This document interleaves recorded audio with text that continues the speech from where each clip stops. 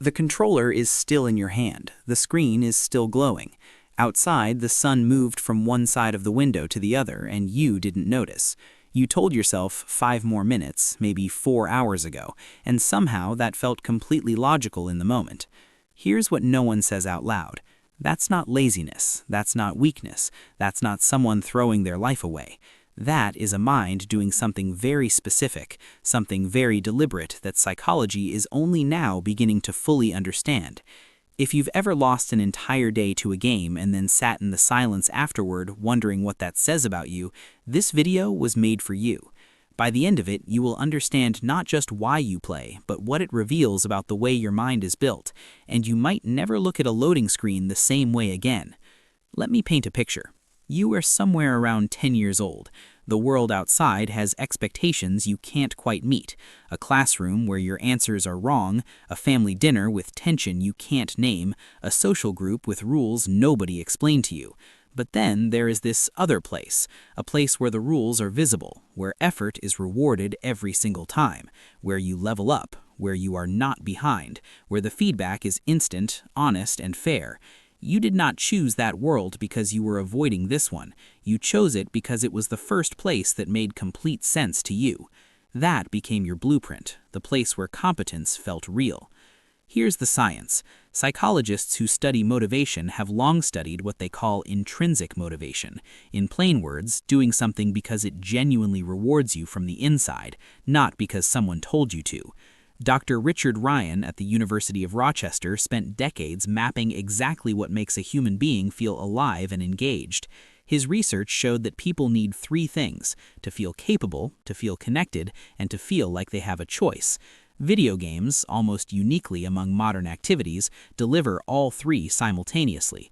In plain words, when you pick up a controller, your brain gets everything it has been quietly asking for. But there's a second layer. Dr. Daphne Bavelier at the University of Rochester, yes, that university keeps appearing in this research, and that's not an accident, found something that surprised the entire field. Her team discovered that people who play action games regularly show measurably faster processing, sharper attention, and higher visual acuity than those who don't. In plain words, the brain that games is not wasting time, it is training. Go back to the hook scene, the window, the hours. What if your brain was not escaping? What if it was practicing something? There's one more piece. Dopamine, in plain words, the chemical your brain uses to say, "that mattered, remember it," fires not when you achieve something, but when you are close to achieving it. Neuroscientists call this variable reward reinforcement. In plain words, it's the almost, the next level, the almost got it. Your brain is not addicted to winning. It is addicted to being on the edge of winning. And game designers, whether you knew it or not, are neuroscientists of a very specific kind. Return to that room. Return to you. Return to the screen. You are there right now, in present tense. It is late. Your phone has messages you have not opened. There is something you were supposed to do today. You know this, and still you don't move. Not because you forgot, because in here, in this glowing rectangle, you are someone who can finish things. You are someone who the world responds to. You are someone whose decisions matter. Outside this room, you have sometimes felt invisible. In here, you are the main character. Every quest is about you. Every victory belongs to you. You are not hollow in here. You do not feel the weight of the parts of your life that stay unsolved no matter how hard you try. You are not carrying grief you can't explain. You are carrying a sword. And that exhausted, relieved, glowing feeling of finally being somewhere that makes sense, that is the thing nobody talks about when they talk about gaming. Stay with me, because this is where it changes. But not everyone who plays this way is running from the same thing.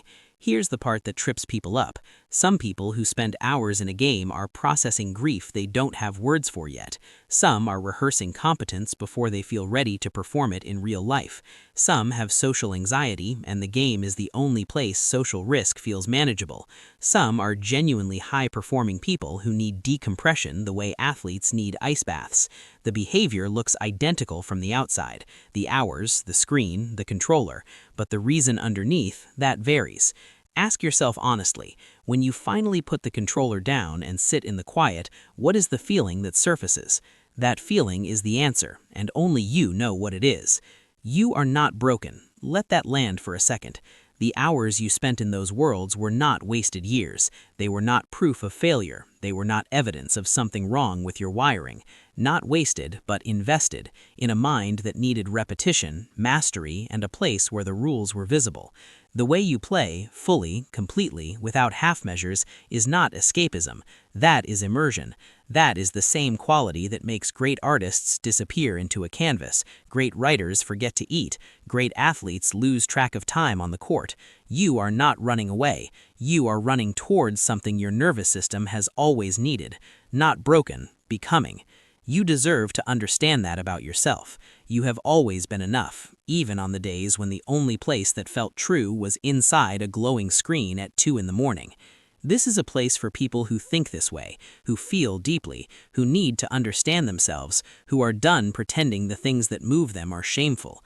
Drop one word in the comments that describes how you felt watching this, and if you want to understand why you feel things so deeply, that video is already waiting for you. Because once you understand how your mind actually works, you start to see that the life you've been quietly building inside yourself is